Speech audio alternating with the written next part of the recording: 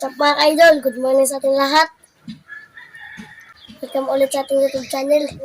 Salamat sa inyong walang sawang pagsuporta at pagsubaybay sa ating video. So ayun na nga guys, kaka-discover ko lang na may sariling vlog din si Idol Inday at yung kuya niya. So ito, panoodin natin yung mga ginagawang video nila Idol Inday.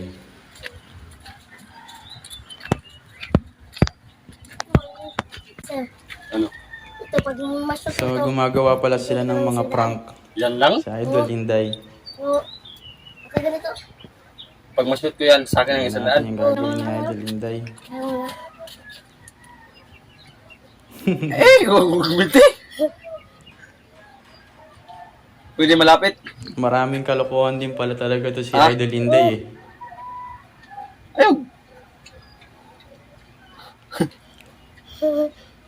Oo, kadali lang.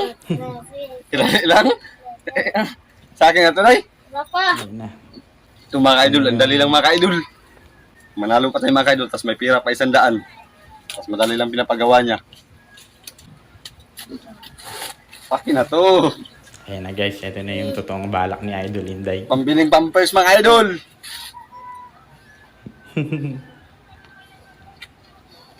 Kailangan malayo. Ano, no? Grabe pala to si Idol Inday. Marami rin pala talagang kalokohan to. sa sunod naman. Masayahing bata din pala talaga to si Idol. Dali lang mga idol siya sa supply.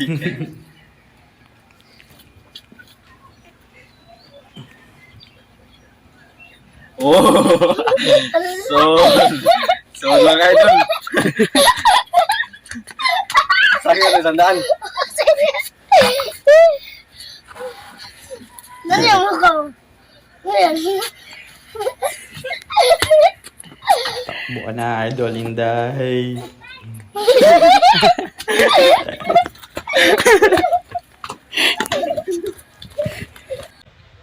So, na-discover ko yung channel nila Idol Inday kasi nag-comment sa isang video ko yung kuya ni Idol Inday.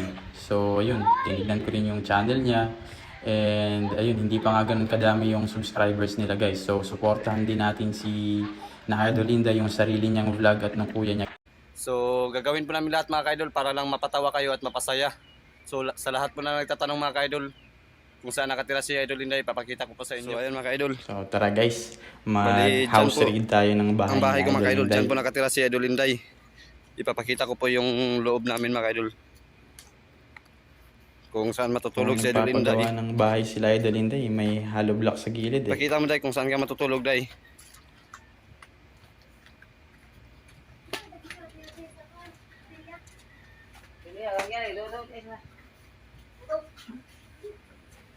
So, dyan matutulog si Idol Inday mga idol. Minsan sa kutsyon. Yan, tas minsan pag mainitan siya dyan, minsan dito. Sa labas, kutsyon din yan.